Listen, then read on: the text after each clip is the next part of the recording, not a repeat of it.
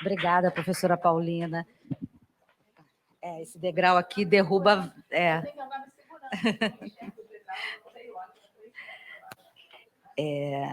Continuando, né? Gratidão, eu gosto muito dessa palavra. Pode não estar na moda, não estar na moda, mas acho que é uma palavra importante, né? A gente reconhecer... Marcelo Augusto está ali também, Paulina. A gente vai descobrindo assim eles no meio dos outros. Enfim, agradeço o convite, Paulina. Eu sou super fã da jornada, porque eu acho que é o coroamento de um trabalho na iniciação científica. Quando a gente pensa em faculdade, em universidade, a gente pensa num tripé, que é ensino, que é aquilo que a gente faz no dia a dia, dentro da sala de aula, a pesquisa e a extensão. Eu comecei a minha vida acadêmica pela extensão. Ensino, né? Sala de aula, né? Como estudante, mas como estudante ainda eu comecei pela extensão. E eu dou uma importância muito grande à extensão e eu acho que esse reconhecimento da importância da extensão está surgindo agora com a obrigatoriedade, né? E aí, quando a gente pensa que algo é obrigatório, já fica chato, né? Mas a gente tem como transformar essa obrigatoriedade em algo legal de ser feito, que é os projetos de extensão que as faculdades estão desenvolvendo e nós aqui estamos começando, né? E eu comecei a extensão aqui na faculdade, né? A gente, durante muitos anos, fez um projeto de extensão bacana com favelas no Rio de Janeiro, de trabalho de comunicação comunitária. E o trabalho de pesquisa, né, que no nosso caso, na graduação, e nós só temos... Não, temos a pós-graduação, mas é lato sensu, né? No caso da nossa pós-graduação. E quando a gente fala lato sensu, a gente está falando de pós-graduação que é MBA, que como?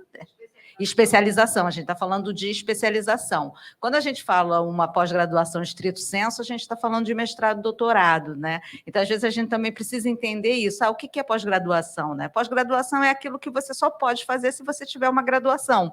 E aí, essa pós-graduação, ela pode ser de dois tipos. Ela pode ser lato sensu, que é o MBA, a especialização, e ela que, de certa forma, encaminha você para o mundo profissional, e a estrito sensu, que é o mestrado, doutorado, que aí tem uma preocupação um pouco maior, né? O estrito sensu de uma produção acadêmica, enfim. E aqui na faixa, embora a gente seja uma faculdade particular, né, e a maioria das faculdades particulares não dão tanta importância assim à iniciação científica, porque é algo difícil mesmo de você fazer, né, é algo difícil de você conseguir organizar núcleos de pesquisa e de extensão e iniciação científica dentro de faculdades, a professora Maria Paulina, com a sua fiel escudeira, a Letícia, consegue desenvolver um trabalho belíssimo, né, sendo coroado agora com 10 anos na nossa jornada.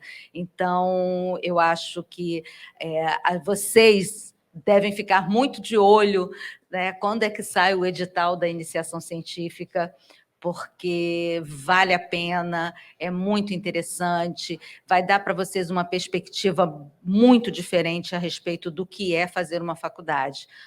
Começar a olhar para o estudo, para o ensino que vocês fazem aqui, com um olhar de um pesquisador, de um olhar crítico e reflexivo a respeito dos temas que a gente trata. Então, assim, prestem atenção no próximo edital de iniciação científica e vamos encher essa faculdade de projetos de iniciação científica. Conto com vocês para isso, tá? E para abrir agora o evento, a gente convidou, né, o professor Felipe Mostaro. Felipe é professor adjunto do Departamento de Jornalismo da Faculdade de Comunicação da UERJ, coordenador do Audiolab UERJ, dos projetos Ateliê do Podcast e Escola de Narradores. É pós-doutor em comunicação pela UERJ, doutor em comunicação pelo programa de pós-graduação em comunicação da UERJ, com Bolsa CAPES, mestre pelo programa de pós-graduação em comunicação da UERJ, e possui graduação em comunicação social. Então, tem toda aí uma carreira na área de comunicação social, né? Bacana isso. A graduação dele é pela Universidade Federal de Fora, e ele fez uma especialização em jornalismo esportivo de negócios aqui, em negócios do esporte aqui pela faixa, tá? Então, eu acho que é da casa, né? Felipe, muito obrigada, e vou convidar também a professora Maria Helena para fazer parte com a gente aqui na mesa, para a gente ouvir ouvir o professor Felipe. Obrigada.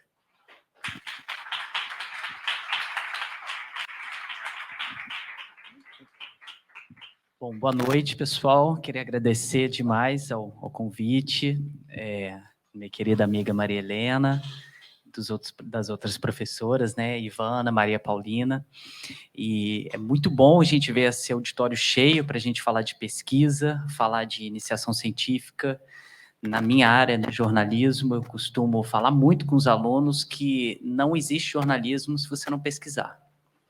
E a base da ciência é a pesquisa, né? Você tem uma pauta, você tem uma matéria que você vai fazer, a sua ideia aí é investigar, e o máximo a fundo que você puder daquilo, e a partir das entrevistas, né, da apuração que você vai fazer, você construir a sua narrativa, você construir a sua matéria.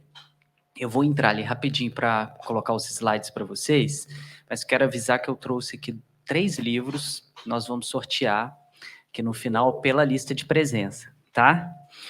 Um é Comunicação e Esporte, Reflexões, um livro que foi lançado pela Intercom. Vocês que estão fazendo, né, iniciação científica ou se interessam pela iniciação científica, é um ótimo local para vocês começarem. Tem o Intercom Júnior, esse ano o Intercom vai ser nacional, o regional vai ser na UF e o nacional vai ser em Belo Horizonte. É uma ótima porta de entrada, né, para os alunos para pesquisa. E os outros 2 são meus, né? Um do Garrincha versus Pelé, a influência da mídia na carreira de um jogador, que foi a minha monografia de conclusão de curso em 2006, na UFJF, e esse Imprensa e Futebol Arte, as narrativas da nossa essência futebolística, que foi a minha dissertação de mestrado. E eu vou falar um pouquinho para vocês como essa minha jornada começou, né?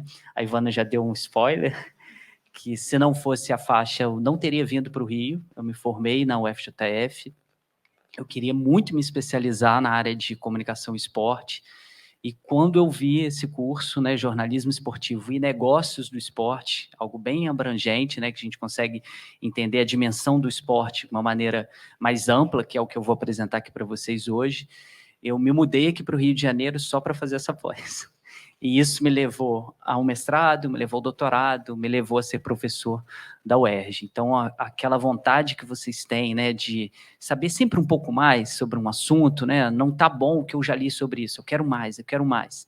Essa é essa fagulhazinha, né, de iniciação científica que a gente sempre deseja, né, que os alunos tenham, e que vocês que participam agora desses projetos aqui da faixa estão aí com todo o know-how, né, toda a estrutura para desenvolver as suas pesquisas. Eu vou entrar ali rapidinho só para acessar e passar os slides para vocês, tá? Só um minutinho.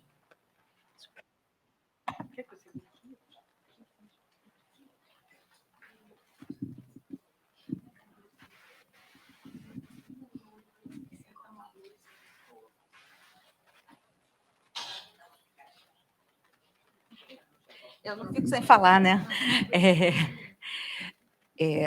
Após a apresentação do professor Felipe, a gente vai fazer as mesas, né? Então, tem a mesa aqui, tem a mesa no auditório, eu estou sem a programação aqui agora, então, só estou dizendo, né? Por favor. Na biblioteca, obrigada. Obrigada, Paulina. Então, a gente vai ter aqui as exposições orais de TCC nota 10, aqui no auditório.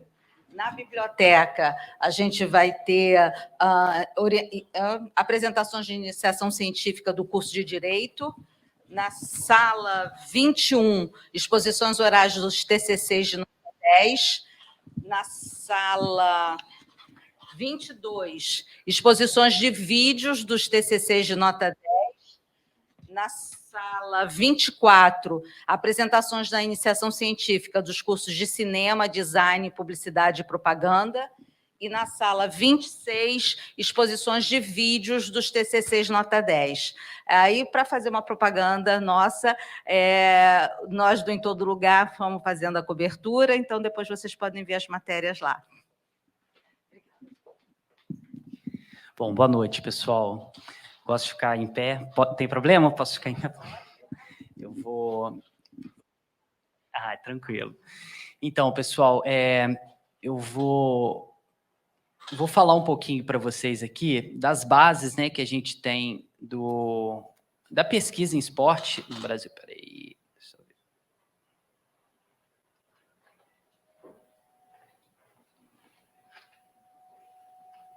Aqui. Das bases que a gente tem sobre a pesquisa esporte no Brasil, para quem gosta desse tema, né? E é algo muito forte, porque hoje, por exemplo, eu cheguei atrasado por conta do Fla-Flu. Para a UERJ inteira, né, por conta dos deslocamentos que acontecem ali em volta. Então, investigar isso, né, o impacto do esporte, não é só na vida de quem gosta de esporte. Eu gosto também, mas impacta na vida de todas as pessoas, porque é uma manifestação cultural muito intensa, muito forte, que quanto mais a gente investiga, mais você vai descobrindo, né, outros desdobramentos. Eu gosto sempre de brincar com os alunos de TCC que quanto mais você pesquisa, mais um buraquinho vai aparecendo, você faz outra pesquisa para tentar tampar esse buraco, e assim é a nossa vida acadêmica, né? A gente não para de pesquisar nunca, e isso é o mais divertido, porque não tem um dia como o outro, né? É sempre muito diferente, né? Todos os dias. O esporte e pesquisa no Brasil, pessoal, ele até muito tempo atrás, né, até vamos colocar aí uns 30 anos atrás, ele era o patinho feio. Ninguém queria falar sobre esporte, porque se achava que falar sobre esporte era um sinônimo de alienação, aquela ideia do ópio do povo, né? Então, se a pessoa está falando de futebol, ela não entende nada de política, ela é um ser apolítico, né? Ele está ali inebriado dentro de uma torcida, então ele não quer saber de assuntos mais importantes. E isso, a gente teve uma quebra, né, nesses últimos 30 anos, muito em função da pesquisa. A pesquisa é ótima porque ela ajuda a quebrar imaginários, né, estereótipos que a gente tem sobre determinados assuntos. E foi isso que aconteceu. A gente tem, de forma bem resumida, né, o trabalho do Gilberto Freire, 1933, logo depois o Mário Filho, 1947, com o livro Negro no Futebol Brasileiro. Eles dão assim, um pontapé inicial, para a gente usar uma expressão esportiva, para a gente começar a entender o futebol por outra ótica. E aí o Roberto da Mata lança, né, o seu livro Carnavais, Malandros e Heróis no final da década de 70, abordando duas coisas que para a academia na época não eram tão importantes assim: o carnaval e o futebol. Ele faz uma abordagem muito diferente e ele começa a abrir o espaço, né, para essa pesquisa em esporte no Brasil. Ele publica um livro chamado Universo do Futebol, em 1982, uma coletânea com 4 autores, e a gente indica esse livro como assim, a pedra filosofal, né, a pedra fundamental da pesquisa em esporte no Brasil. Depois disso, a gente tem o professor Ronaldo Elal, que é professor da UERJ, né, que eu tenho o prazer dele ter sido meu orientador no mestrado, no doutorado, colega da Maria também. Ele trazendo a sociologia do esporte. Ele fez o doutorado dele nos Estados Unidos e os Estados Unidos têm uma pegada, né, diferente para olhar para o esporte.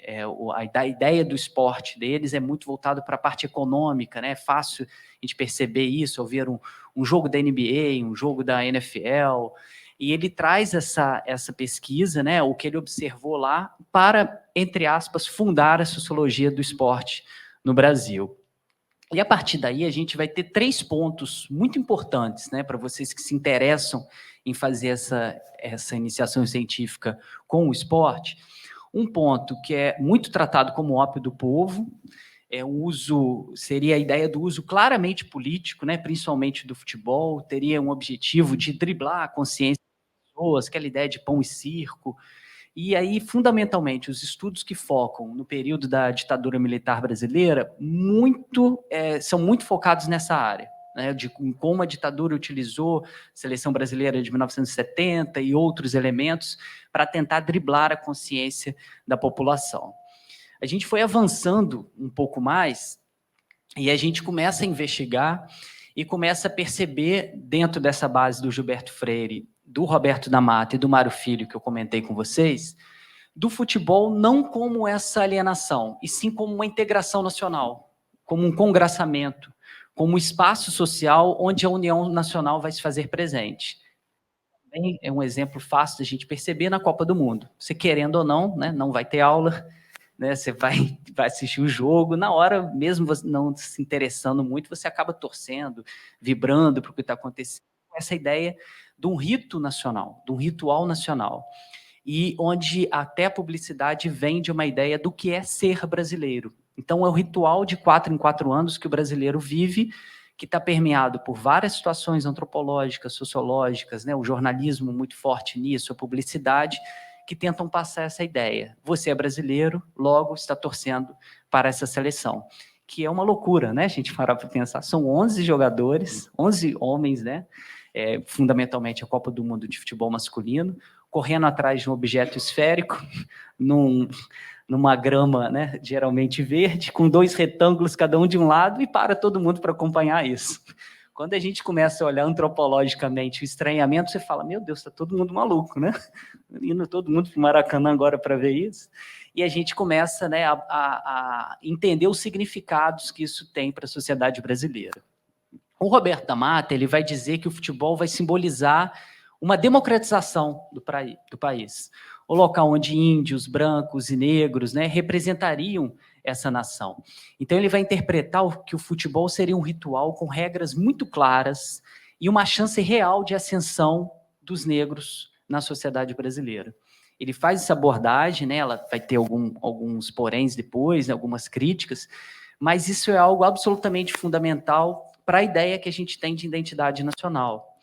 Getúlio Vargas, ao perceber que ele precisava elaborar essa nova identidade nacional lá nos anos 30, ele começa a entender o futebol como esse elemento de aglutinação que, se eu preciso chegar para todos os brasileiros na década de 30 e dizer, olha, todos vocês fazem parte de uma mesma nação, eu preciso de um elemento que integre a todos.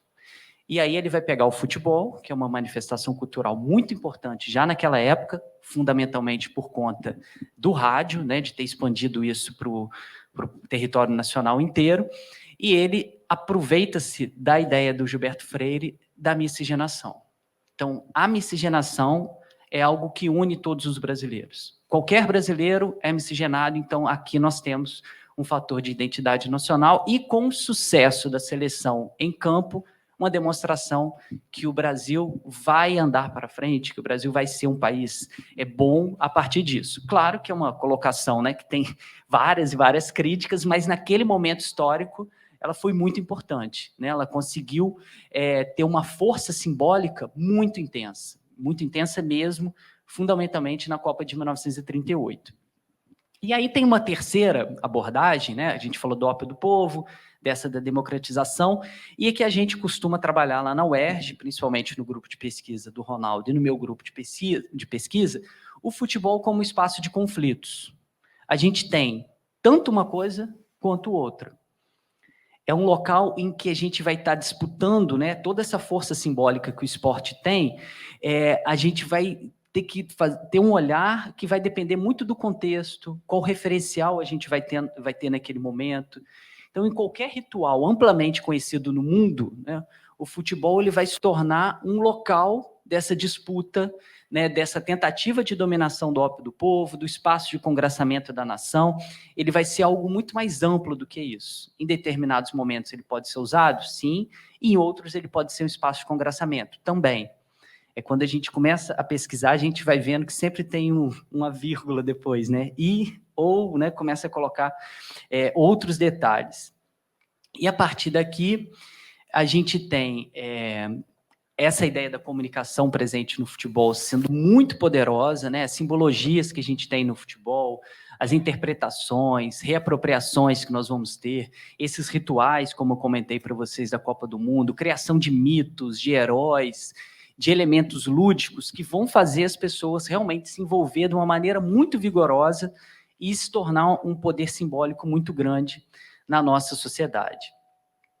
A gente tem, para referenciar para vocês, né, hoje, como a gente tem uma interdisciplinaridade muito forte, né, nessa pesquisa sobre esporte no Brasil, a gente tem o Ronaldo Elal, que é uma referência no jornalismo, para quem se interessar, né, nessa parte, pode procurar os trabalhos dele. O Edson Gastaldo, na antropologia, é a nossa queridíssima e saudosa Simone Guedes, que já faleceu. Ela estava entre as pesquisadoras que fez um artigo para aquele livro do Roberto da Mata, que eu falei lá no início, de 1982. O Bernardo Buarque de Holanda, né, aqui pertinho, da FGV, da Sociologia do Esporte, ele também é absolutamente fundamental.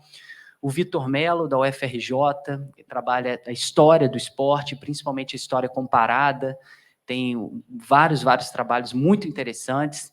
Futebol e literatura, para quem também acha legal essa linha de pesquisa, temos o Elcio Cornelsen, lá da UFMG, e o Francisco Brinatti, da Federal de São João del Rei. E também na economia, na geografia, que é muito do que eu falei agora, né? Geograficamente, como que um evento no Maracanã impacta a cidade inteira, a geografia urbana pesquisa muito isso.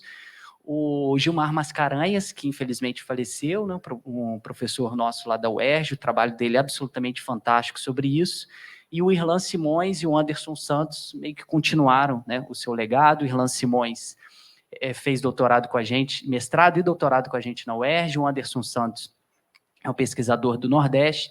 Eles falam muito sobre a parte econômica e geografia do esporte. Parte econômica, tudo, né? Direitos de transmissão, como que isso influencia, como que isso é negociado.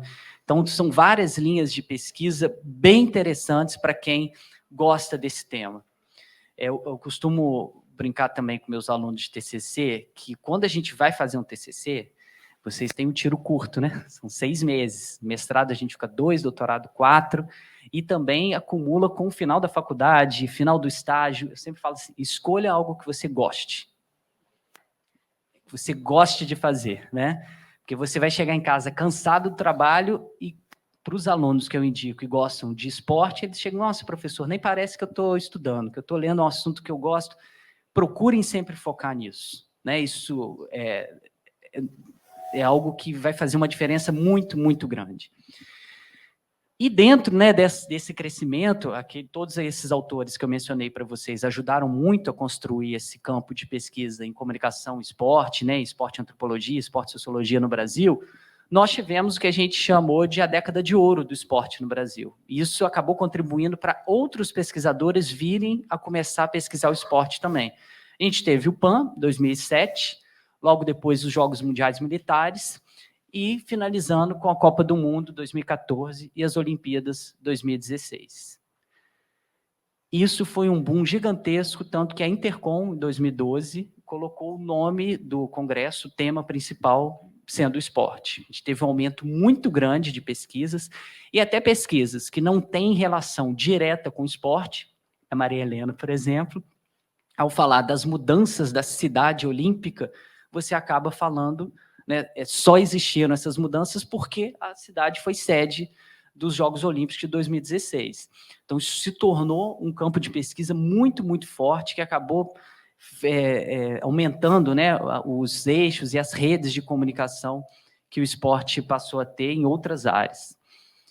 Os impactos, né, que esses eventos tiveram foram muito grandes, principalmente hoje as pesquisas que focam, né, analisando essa década dos mega-eventos no Brasil, as novas arenas, como elas provocam uma gentrificação muito forte de quem pode ir ao estádio hoje e quem não pode. Aí, no quesito, o Irlan Simões é fera nessa pesquisa, é um craque nessa pesquisa. A identificação dos torcedores com a seleção brasileira, que entrou em queda, entrou em declínio durante esse período, uma pesquisa muito feita pelo Ronaldo Elal. Ele ele usa uma expressão que é a pátria de chuteiras calça chuteiras cada vez menores, né? Ah, mas eu tenho um amigo que gosta muito da seleção durante a Copa. Tudo bem, mas essa identificação da seleção ser algo muito próximo da gente diminuiu bastante.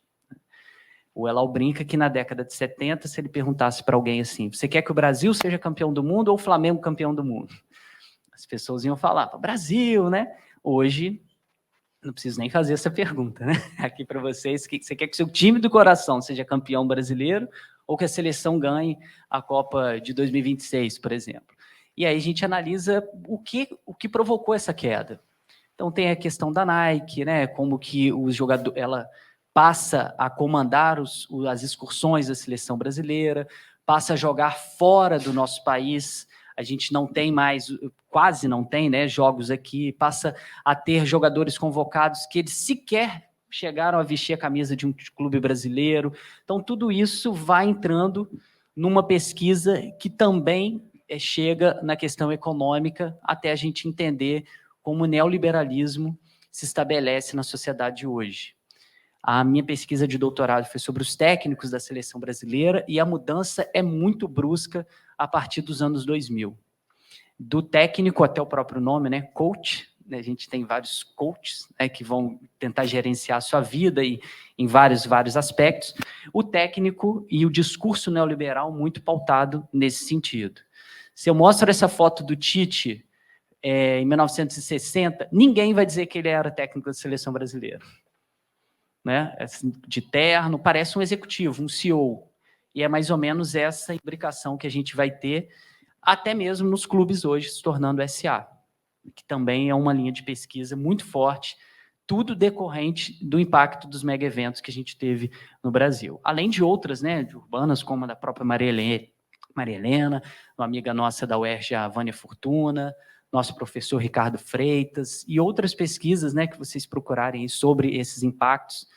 Essas pesquisas são muito robustas, né, muito fortes. Para finalizar, pessoal, essa parte aqui eu vou pular, só para a gente não se alongar bastante. Se vocês quiserem, né, referências, a gente tem o LEME, Laboratório de Estudos em Mídia e Esporte, lá da UERJ, comandado pelo professor Ronaldo Elau. Eu ajudei a fundar o laboratório com ele em 2013, quando eu estava no mestrado. As principais pesquisas que a gente trata lá, questão de identidade nacional, as narrativas jornalísticas sobre esses eventos, sobre determinados atletas, representações que são criadas através do esporte, como isso estimula estereótipos ou não estimula estereótipos, Jogos Olímpicos, Paralimpíadas, novas arenas. Então, a gente tem muita coisa sendo produzida, vocês estão pensando em criar algum projeto, né, algo assim de iniciação científica, podem, né, beber dessa fonte do LEME, que eu acho muito fantástico, é feito pelos alunos, praticamente tudo, né, a gente tem documentários sobre essa relação esporte-mídia, tem o nosso blog, comunicaçãoesporte.com, o nosso Instagram, tudo gerenciado pelos alunos que vão tendo uma entrada, né, não só na iniciação científica, mas também na parte profissional, né? A gente vai ter um evento agora em agosto, né? O seminário nos Gramados da Democracia. Aqui é a página do LEME no Instagram, quem não conhecer, né, quiser receber mais informações. E esse último agora é o laboratório que eu tomo conta, o Audiolab, que aí sim a gente vai fechar. Tem quanto tempo? 5, beleza. 5 minutinhos para a gente terminar falando sobre imaginário e sonoridades. Né? Como que o som é algo absolutamente fundamental para que nós exerçamos a comunicação. Como ele é o local que cria um ambiente para a comunicação ser processada. Como assim, Felipe? Você está numa festa, dependendo do horário da festa e do tipo de interação que você quer estimular na festa, vai tocar um tipo de música. Você está num baile de formatura, aquela música clássica no início, né? O New York, New York, você está lá na bandeja de frios, né? Está todo mundo tranquilo. Depois de uma certa altura, aí a música já vai sendo estimulada para realmente criar esse ambiente, né? Coloca uma música ambiente aqui para gente, né? Dependendo do que você quer. Então a gente trabalha muito com essa ideia e principalmente das sonoridades esportivas. Não só no esporte, isso é fundamental, né? Esqueci de citar um exemplo. Tentem assistir a um filme de terror sem o som. Vira filme de comédia. Aí fala, mas que máscara feia é essa do Pânico aí? Meu Deus, vocês estão com medo disso, né? É a música, aquele clima, né, o de suspense que a música tem, que cria um ambiente para você ficar estimulado a sentir medo, a sentir, né, a se arrepiar. Tira a música para vocês perceberem o que acontece. E a gente traz essa pesquisa para o esporte. Como que essas sonoridades esportivas nos ajudam a construir imaginários sobre aquela modalidade. A gente tem um caso absolutamente fantástico, e entre aspas, né, porque acabou se tornando trágico, na final da Copa de 1950, ao ouvir a narração da Rádio Nacional, que o Brasil tinha tomado o segundo gol, uma pessoa faleceu. Infartou de emoção ao ouvir a narração do locutor.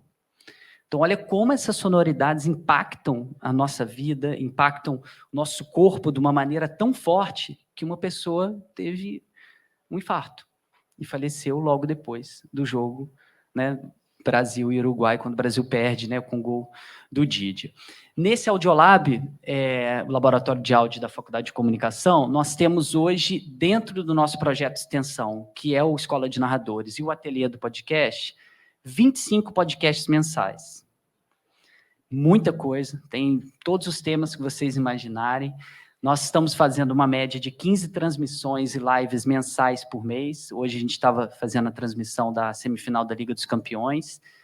Temos 138 alunos envolvidos nesse projeto, que dá um orgulho gigante para a gente. E temos dois projetos que são muito ambiciosos, que têm a ver com iniciação científica também, que é a Cobertura de Paris, 2024. A gente vai entrar no ar 8 da manhã, sair às 8 da noite. E a iniciação científica é para isso. Como eu falei no início do jornalismo, é para ter a base, para que a gente pesquise o que é as Olimpíadas, o que é essa modalidade, por que o breakdance agora se tornou uma modalidade, quais são os principais atletas do breakdance, uma série de investigações que nós já estamos começando a fazer a partir de agora para o meio do ano que vem. E o Carnaval 2024, na Sapucaí, que é um programa que se chama, um podcast que chama Bada UERJ. Badá vem do Urubá, é uma saudação, né, de festa, celebração. Badauê seria, e a gente aproveitou Badá UERJ, que também nesse projeto de iniciação científica é para a gente investigar a importância do carnaval na sociedade brasileira, e fundamentalmente no Rio. Nossa ideia é mostrar que o carnaval não se resume a Sapucaí. Carnaval são 365 dias por ano. Quando a gente vai na escola, você vê o que isso é absolutamente fundamental para as pessoas. E aí a sonoridade está mais do que presente, né? Qualquer pessoa que escuta uma bateria, né, um aquecimento, uma bateria, sente, né, alguma coisa no seu corpo. E além disso, né, para a gente finalizar, o nosso YouTube, né? Quem quiser seguir, quiser dar uma olhada depois, @UERJ Audiolab. E aqui algumas das transmissões, né, que nós temos, todas elas feitas pelos alunos. E aqui também a nossa página no Instagram, a gente divulga bastante as pesquisas, né, que nós estamos envolvendo. Tem uma abazinha ali, não sei se tá dando para perceber, né? Só das pesquisas, além das reportagens que a gente produz. E são múltiplas possibilidades, pessoal. Para quem gosta de esporte, tem para todos os gostos, tem pesquisa para absolutamente tudo. E o foco nosso lá é exatamente esse, que o som cria um ambiente para a comunicação ser processada. E a partir daí, a gente desenvolve a nossa pesquisa. Desculpa se eu me estendi um pouquinho. Desculpa também pelo horário, né? Foi o Fla-Flu, de não ter deixado a gente sair da UERJ um pouquinho mais cedo. E agora fica aberto, né, para as perguntas, para a gente fazer uma troca.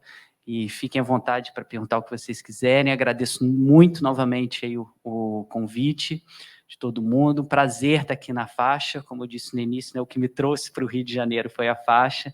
E é uma honra e uma gratidão muito forte, né, como você falou no início, Ivana, estar aqui hoje contribuindo com vocês, podendo apresentar um pouquinho desse trabalho que a gente desenvolve na UERJ. Obrigado, pessoal.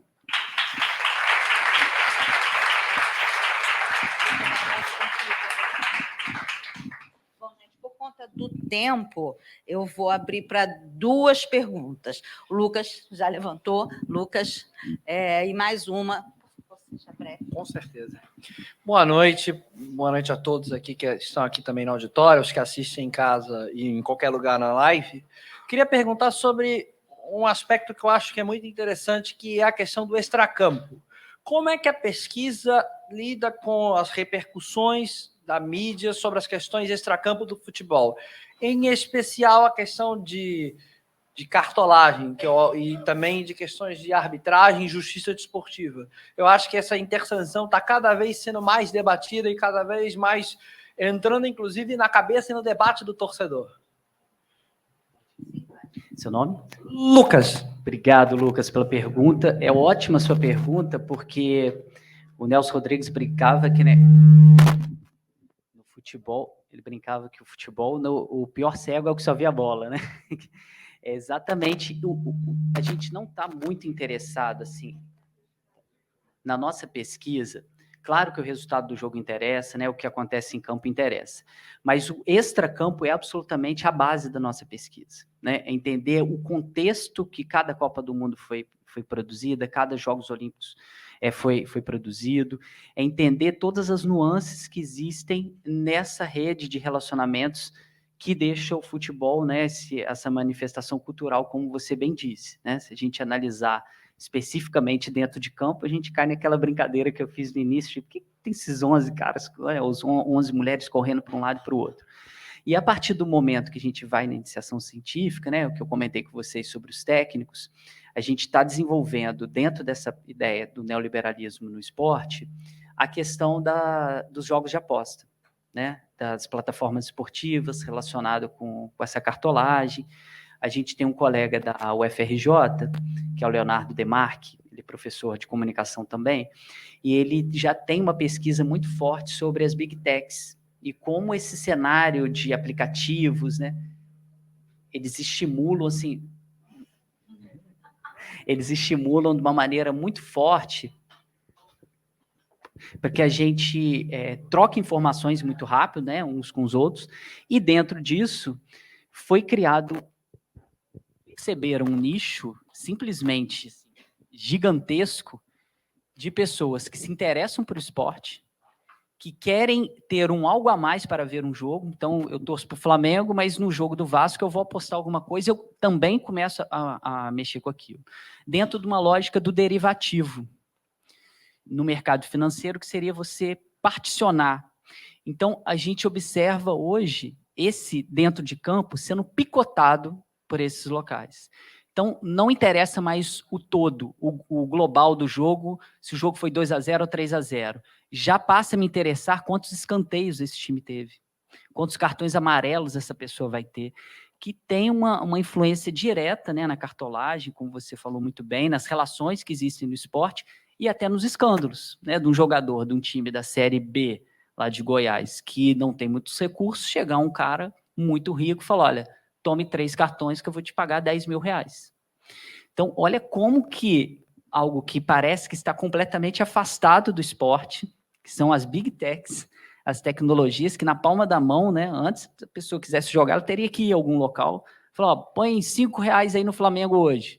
Hoje não, você vê a cotação do seu celular, faz o jogo na hora, imediatamente, já saca o dinheiro depois. Então, toda essa aceleração que a internet nos trouxe está impactando diretamente o esporte, né, de maneiras muito peculiares e de uma maneira que, quando a gente viu a inserção desses elementos, ninguém jamais imaginou, né? Quando a gente coloca uma tecnologia num ambiente humano, num ambiente social, a gente não consegue prever os resultados, né, os efeitos que ela vai poder ter.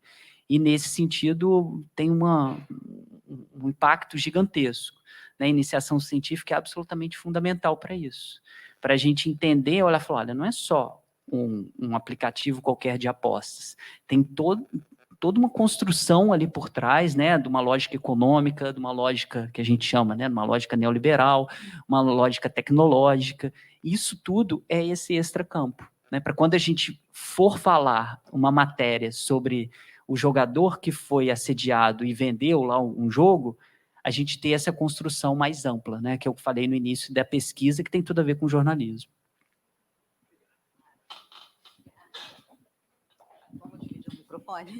Obrigada.